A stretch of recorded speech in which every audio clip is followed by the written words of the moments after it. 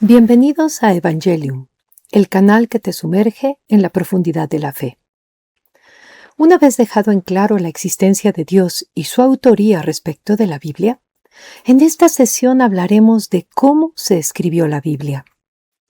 Las Sagradas Escrituras están conformadas por una colección de 73 libros en la que se narra la historia de Dios con el hombre. Se divide en dos grandes partes. El Antiguo Testamento, que abarca 46 libros, en los que encontramos la revelación de Dios al hombre, la formación de su pueblo, la liberación de la esclavitud del pueblo y el sello de la antigua alianza en espera del Mesías, y el Nuevo Testamento, que consta de 27 libros que se centran en Jesús, su vida, muerte y resurrección, con las que sella una nueva alianza. La hermana María Gloria Borovio, en su libro Catecismo Básico para Adultos, Venga a nosotros tu reino, explica de manera muy sencilla cómo se fueron redactando los distintos libros que ahora conforman el Antiguo Testamento. Gran parte de la Biblia se fue escribiendo a partir de acontecimientos históricos en los que el pueblo veía la intervención de Dios. Ocurría un hecho histórico, quienes lo vivieron recordaban el hecho o lo contaban a sus hijos, incluyendo el significado de fe que dicho acontecimiento tenía para el pueblo, y algunas personas iban anotando, resumiendo, escribiendo los sucesos junto con el pensamiento y la vida del pueblo. En la composición de la Biblia, aclara la autora, encontramos dos factores muy importantes: la realidad o situación que vive el pueblo y la fe de la comunidad. La Biblia fue escrita a lo largo de 11 siglos, esto es, del siglo X a.C. al I después de Cristo, y conforme iba cambiando la realidad del pueblo, los hechos pasados se veían desde otra perspectiva. Por eso existen narraciones que se repiten, pero que son contadas de diversas maneras. El autor intelectual de la Biblia es Dios, pero debemos recordar que Dios es espíritu, y para poder plasmar su palabra por escrito, se apoyó en diversas personas o grupos de personas, cada una con su modo y estilo propio de expresarse. De aquí que encontremos distintos géneros literarios: poesía, narraciones, leyes, cartas, parábolas, refranes populares, etc. Para poder entender cada libro, es necesario considerar el contexto, esto es, el lugar y las costumbres que había en ese lugar, la época, ya fuera de guerra, de crisis, de paz. También es importante ubicar si se trata de una historia o parábola, poesía o una carta. No debemos olvidar las expresiones que se utilizaban en las conversaciones ordinarias y, por supuesto, el modo de pensar. También hay que tomar en cuenta que los autores eran de Oriente, en donde para expresar una idea normalmente contaban una historia, un poema o una narración. Y lo importante no era tanto lo que se escribía como lo que se quería decir, esto es, el mensaje. Ahora, ¿cómo se establecieron los libros que integran las Sagradas Escrituras? Para entenderlo, recorreremos un poco de la historia de Israel apoyándonos en la información que nos ha compartido la página de CatholicNet, misma que les recomiendo como una fuente confiable en materia religiosa. Cuando el rey Nabucodonosor conquistó Israel, varios de los habitantes fueron llevados cautivos a Babilonia. Algunos lograron irse a Egipto y pocos quedaron en Jerusalén. Cuando el rey de Persia, Ciro el Grande, conquistó Babilonia, liberó a los israelitas y les permitió regresar a su tierra. Una parte regresó a Jerusalén, pero otros se establecieron en Egipto, específicamente en la ciudad de Alejandría. Hacia el siglo III a.C., el griego era el idioma de las grandes civilizaciones. En Judea se hablaba algo de arameo y cada vez menos el hebreo. De ahí surgió la necesidad de traducir las escrituras al griego. Se cuenta que en tiempos de Ptolomeo II, esto es del 285 al 246 a.C., el encargado de la Biblioteca de Alejandría, que era la más importante de esa época, solicitó copias de la ley judía. Se hizo la traducción al griego con 70 traductores, de ahí su nombre de la traducción de los 70. En esta traducción se incluyeron la Torá y 7 libros más que se denominaron deuterocanónicos, que aunque no estaban incluidos en la ley, eran considerados libros sagrados por los judíos. Este canon alejandrino era el más utilizado por los judíos y el mismo Jesús, y sería la referencia que más adelante utilizarían quienes escribieron el Nuevo Testamento. La primera traducción que se hizo al latín fue del texto hebreo y se le conoce como la Vulgata. Esta no incluía los 7 libros deuterocanónicos. Fue realizada por San Jerónimo. La Iglesia aceptó su traducción con la inclusión de estos 7 libros. Con el pasar del tiempo, empezaron a surgir libros que se presentaban como sagrados y se rechazaban algunos reconocidos por la Iglesia, por lo que ésta, con la autoridad apostólica dada por nuestro Señor Jesucristo, determinó la lista de los libros sagrados que conformarían la Biblia. En los concilios de Hippo y de Cartago se confirmó el canon alejandrino con 46 libros para el Antiguo Testamento y 27 libros para el Nuevo Testamento. El criterio que se utilizó para elegir los libros del Nuevo Testamento fue el siguiente. 1. Que el texto haya sido escrito por un apóstol o su discípulo. 2. Que dicho texto fuera utilizado en las iglesias apostólicas como Roma, Corinto, Jerusalén, Antioquía, etc. 3. Que el texto estuviera en la misma línea de la fe recibida de los apóstoles, y yo agregaría un punto 4, que no tuviera interpretación, porque de otra manera no podría aplicar a la vida de cada uno de nosotros en distintas épocas. Fue el Papa Inocencio I, en el año 405, quien declaró oficialmente los 46 libros que integran el Antiguo Testamento y los 27 del Nuevo. Esto mismo fue confirmado por los concilios de Florencia y el de Trento. El Papa, como sucesor de Pedro, y los obispos, sucesores de los demás apóstoles, tienen la autoridad y la gracia para conservar, predicar e interpretar la palabra de Dios. Y cuando lo hacen, se les conoce como el magisterio de la Iglesia. Dice el Catecismo de la Iglesia Católica, el magisterio nunca estará por encima de la palabra de Dios, sino a su servicio, para enseñar puramente lo transmitido. No pueden agregar ni quitar. Por eso no aplica lo que tantas personas han intentado promover de que la Iglesia se modernice, que cambie lo que ha seguido durante siglos, porque se trata de la palabra de Dios. La pedagogía, es decir, la forma de enseñar, puede modificarse, pero el contenido, la esencia misma, no se puede. La Biblia es la forma como se comunica Dios con nosotros.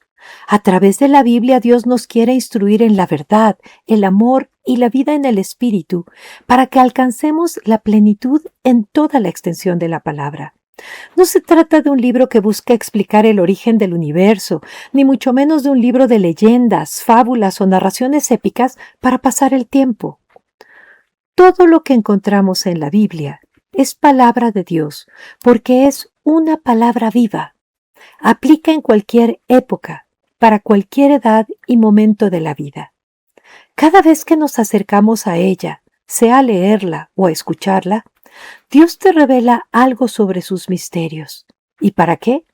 Para que seas más pleno, mejor persona, más humano. Cada texto de las Sagradas Escrituras encierra un mensaje especial para tu vida, de acuerdo con lo que estás pasando. Pero para descubrir ese mensaje, necesitas conocer la intención del autor sagrado, la época en la que escribió, ya fuera de guerra, de paz, de crisis, identificar el género literario que utilizó y las expresiones de ese tiempo, todo a la luz del Nuevo Testamento. ¿A qué me refiero? Te pongo un ejemplo.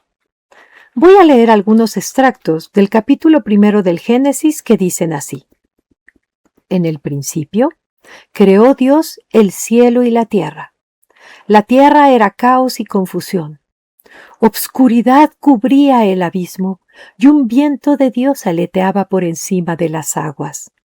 Dijo Dios: «Haya luz», y hubo luz. Vio Dios que la luz estaba bien, y separó Dios la luz de la obscuridad. Llamó Dios a la luz día y a la obscuridad noche. Atardeció y amaneció, día primero. Dijo Dios: «Haya un firmamento por en medio de las aguas que las separe unas de otras». E hizo Dios el firmamento. Separó las aguas de por debajo del firmamento de las aguas de por encima del firmamento. Y así fue. Llamó Dios al firmamento cielo. Atardeció y amaneció, día segundo. Dijo Dios: «Produzca la tierra vegetación. Haya luceros en el firmamento celeste para separar el día de la noche. Produzca la tierra animales vivientes». Y vio Dios que estaba bien. Y dijo Dios: «Hagamos al ser humano a nuestra imagen, como semejanza nuestra». Creó pues Dios al ser humano a imagen suya. A imagen de Dios los creó. Macho y hembra los creó. Después los bendijo Dios con estas palabras: «Sed fecundos y multiplicaos, henchid la tierra y sometedla. Mandad en los peces del mar y en las aves del cielo y en todo animal que repta sobre la tierra». Este capítulo fue escrito por un grupo de personas identificadas como la tradición sacerdotal. Esta tradición surgió hacia el siglo VI a.C., cuando el pueblo de Israel había sido exiliado, su templo profanado. No tenían esperanza, solo tristeza y nostalgia del pasado.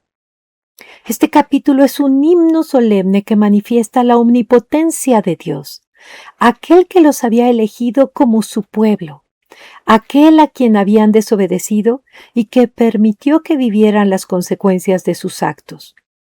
Pero ellos eran su pueblo predilecto, los elegidos para tener un papel universal en la humanidad.